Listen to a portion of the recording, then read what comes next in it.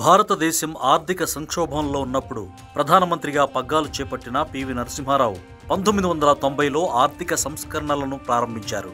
దీనివల్ల America, Germany, England లాంటి ధనిక దేశాలన్నీ మన దేశంలో నేరుగా పెట్టుబడి పెట్టడానికి ముందుకు వచ్చాయి. అలా విదేశీ ప్రత్యక్ష పెట్టుబడులు రావడం వల్ల కంపెనీల ఏర్పాటు, ఉద్యోగాల కల్పనతో భారతదేశ రూపురేఖలు పూర్తిగా మారిపోయాయి.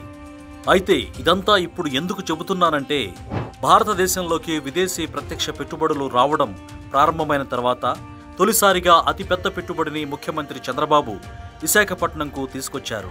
ఐటీ దిగ్గజ సంస్థ గూగుల్ ఏపీలో $15 బిలియన్ పెట్టుబడిని పెడుతున్నట్లు ఢిల్లీలో ప్రకటించింది. $15 బిలియన్ అంటే అక్షరాల 1,33,000 కోట్లతో సమానం. దీనివల్ల 1,88,220 ఉద్యోగ అవకాశాలు రానున్నట్లుగా తెలుస్తోంది.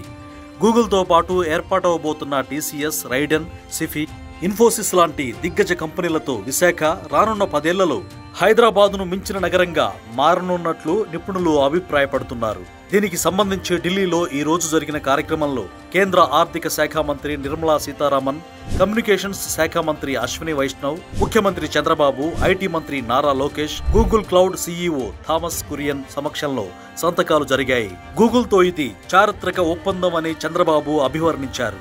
అమెరికా బయట గూగుల్ అతిపెద్ద డేటా సెంటర్ను విశాఖపట్నంలోనే ఏర్పాటు చేస్తుండడం విశేషం. ఉమ్మడి ఏపీలో మైక్రోసాఫ్ట్ను తీసుకువచ్చిన చంద్రబాబు 2 తెలుగు రాష్ట్రాల్లోని యువతకు సాఫ్ట్వేర్లో అవకాశాలు కల్పించి వారి భవిష్యత్తును పూర్తిగా మార్చివేయగా, ఇప్పుడు సరికొత్త సాంకేతికత, digital connectivity, data centre, AI, real time data కలెక్షన్లు లాంటి భవిష్యత్తు టెక్నాలజీలను మన ఏపీకి తీసుకురావడం వల్ల భవిష్యత్తు తరాలకు మరిన్ని అవకాశాలను కల్పించేలా చేస్తున్నారు.